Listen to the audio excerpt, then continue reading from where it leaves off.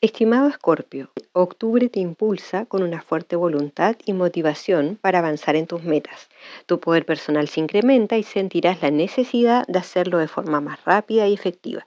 Es un mes especialmente favorable para quienes buscan independencia o inician emprendimientos. En la salud se recomienda retomar el deporte, ir al gimnasio y realizar cambios en tu imagen, que ahora fluirán con más facilidad.